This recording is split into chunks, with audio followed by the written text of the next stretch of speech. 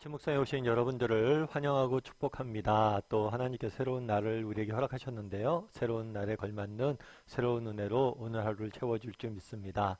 오늘은 사도들이 능욕을 받다라는 제목을 가지고 사도행전 5장 17절부터 42절까지 말씀을 좀 더 살펴봤으면 좋겠습니다. 우리 33절부터 35절까지 말씀 같이 한번 읽어볼까요? 그들이 듣고 크게 노하여 사도들을 없애고자 할세. 바리새인 가말리엘은 율법교사로 모든 백성에게 존경을 받는 자라. 공회 중에 일어나 명하여 사도들을 잠깐 밖에 나가게 하고 말하되, 이스라엘 사람들아, 너희가 이 사람들에게 대하여 어떻게 하려는지 조심하라. 그들이 크게 노하여 라고 되어 있는데, 그들은 그 당시 종교 지도자들이었던 공회원들이에요. 그렇다면 공회원들이 왜 크게 노했을까요?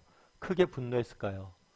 사도들은 담대히 표적과 기사를 행하면서 복음을 전하게 됩니다. 그러자 공회원들이 그들을 옥에 가두죠. 그러자 하나님께서 어떻게 했어요? 천사를 보내서 그들을 옥에서 풀어나게 했습니다. 그러면서 풀려나면서 사도들에게 이야기하죠. 너희 가서 복음을 계속해서 전해라. 그들이 계속해서 복음을 전하자 이들이 또다시 사도들을 잡아옵니다. 그러면서 이야기하죠. 너희들 우리가 그 전에 복음을 전하지 말라고 했는데 왜 계속해서 복음을 전하냐? 라고 이야기했을 때 사도들이 뭐라고 답하죠? 사도들이 이렇게 답하죠. 하나님 말씀 듣는 것과 사람의 말을 듣는 것 중에서 뭐가 더 옳으냐? 우리는 하나님의 명령을 들을 수밖에 없다. 라고 증거를 합니다. 그러자 그들이 크게 노했죠.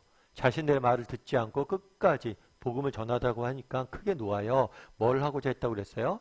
사도들을 없이 하고자 할세. 사도를 죽이려고 했어요. 그때 누가 등장하냐면 가말리엘이라는 사람이 등장을 합니다. 이 가말리엘이라는 사람은 바리새인이에요. 그리고 유대인에게 율법을 가르치는 교사였던 것 같아요. 특별히 그 지식과 또 명성이 굉장히 뛰어났던 사람이었던 것 같아요. 훗날 우리가 사도 바울을 배우게 되는데 이 사도 바울 역시도 이 가말리엘에게서 배웠던 것 같아요. 그래서 이 가말리엘이라는 사람이 등장을 합니다. 등장을 하면서 뭐라고 이야기하냐면 너희가 이 사람들에게 대하여 어떻게 하려는지 조심하라. 이 사람들을 너희가 죽이려고 하는데 그 사실에 대해서 너희가 좀 주의를 기울일 필요가 있다 라고 이야기를 합니다.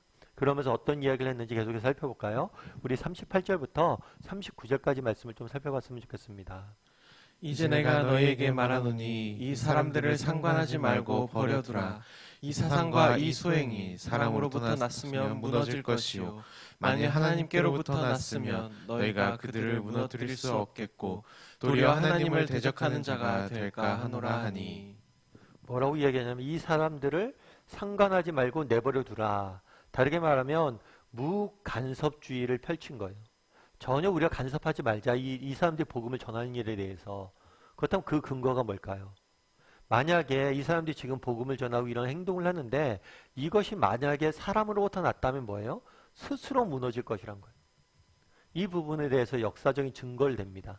그래서 그 전에 어떤 일이 있었는데 이 사람들도 이단이었는데 스스로 망하지 않았냐. 가만히 돌아 스스로 망할 것이다.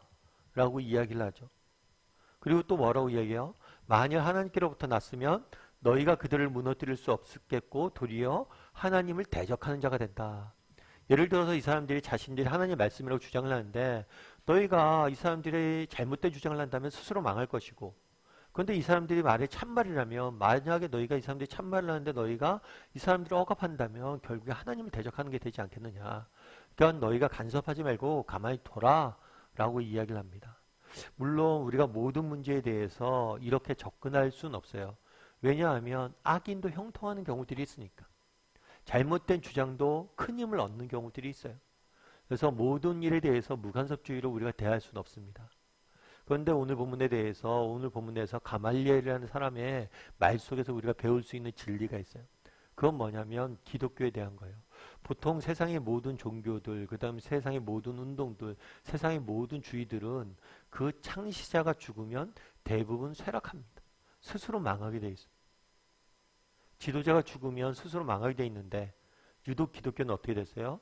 지도자가 죽었음에도 불구하고 오히려 더 강력히 일어나는 모습들을 보게 됩니다. 그렇다면 왜 세상의 그러한 운동이나 주장과는 달리 기독교는 정말 기독교를 만드신 예수님이 죽었음에도 불구하고 더 강력히 일어날까요? 그 안에 참된 진리와 생명이 있기 때문이겠죠. 다르게 말하면 죽음으로 끝나지 않았기 때문이죠. 죽음 위에 예수님이 부활하셨고 그 부활하신 예수님을 보았기 때문에 이렇게 강력히 일어나고 있는 거예요.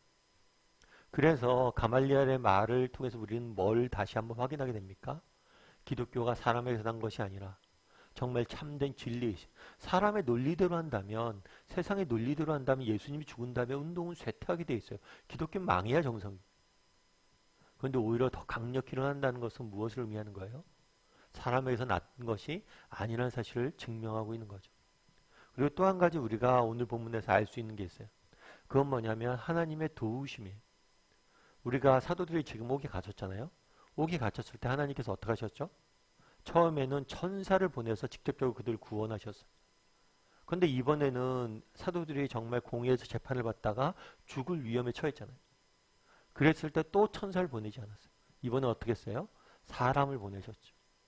이 사람이 가말리엘이라는 사람이 하나님을 정말 이 예수님을 믿고 기독교인이었다고 우리는 알 수는 없어요.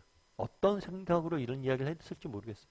하지만 어쩌면 합리적인 사람이었던 건 분명한 것 같아요.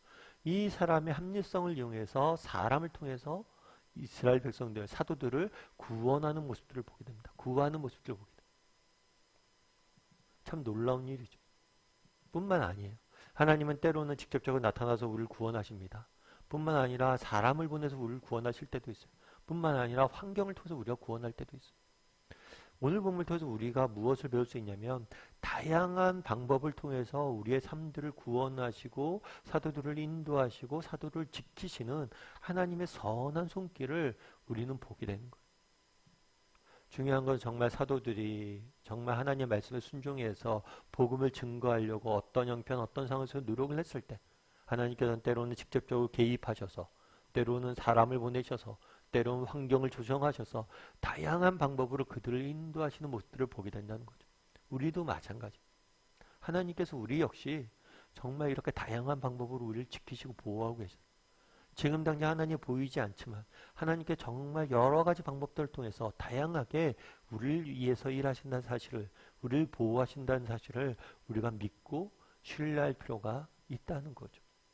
제가 예전에 같이 아시는 집사님 한 분이 계세요. 이 집사님이 직장을 다녔는데 회사를 다니면서 늘 이 집사님의 꿈이 있어요. 그건 뭐냐면 회사 내에서 좀 믿는 형제들도 만나고 그래서 회사 내에서 신우회도 만들어서 정말 하나님 섬기는 게 꿈이에요.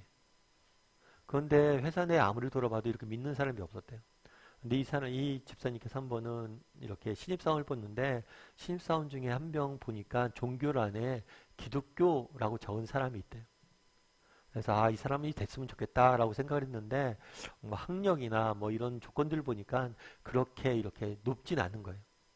그런데 어찌됐거나 이제 사장님한테 올려야 되잖아요. 최종 이제 면접 볼 사람을 올리는데 그 친구를 3명을 최종적으로 올렸는데 그 친구를 맨 위에 올려서 이렇게 사내자한테 올렸다고 그러더라고요. 물론 뭐 사장님이 결정하는 거니까. 그런데 나머지 부분들은 이렇게 좀 떨어지니까 이 친구가 되려나 그랬대요. 근데 나중에 됐다고 그러더라고요. 그래갖고 그래서 그 집사님이 감사히 됐다고 이제 그 친구 잘해서 좀 신우회도 만들고 그럴 생각이라고 쭉 얘기하는데 그 생각이 들더라고요. 어떤 생각이 들냐면 그 친구는 입장이 됐잖아요. 됐는데 자기가 종교란에 기독교라고 썼기 때문에 됐다는 사실을 알까? 물론 그걸 안 썼어도 됐을 수도 있겠죠. 하지만 그걸 안 썼다면 그 집사님께서 그렇게 올리지 않았을 거예요. 자기가 썼던 그냥 종교란에 기독교라고 썼던 그 말 한마디를 통해서 하나님이 그 인생을 인도하신 것을 알까? 모르잖아요. 어떻게 알겠어요? 그건? 우리도 마찬가지예요. 언젠가 우리가 하나님 나라에 가면 우리는 발견하게 될 거예요. 야, 하나님께서 이렇게 사람들을 보내시고 환경을 조성하시고 이렇게 작은 일들을 이용해서 우리를 통해 일하셨구나. 우리 삶들을 통해. 그날에 우리가 사도들이 능력을 받은 사건, 공예를 통해서 우리는 무엇을 발견하게 됩니까? 하나님의 선하심을 보게 되는 것.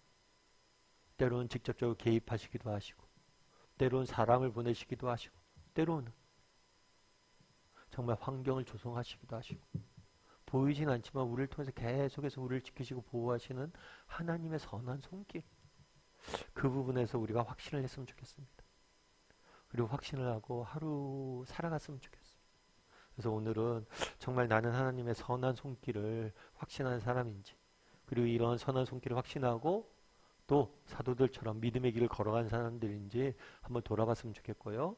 또 오늘 하루 이런 선한 손길을 확신하며 하루하루 살아가는 저와 여러분이 되기를 주님의 이름으로 소원합니다.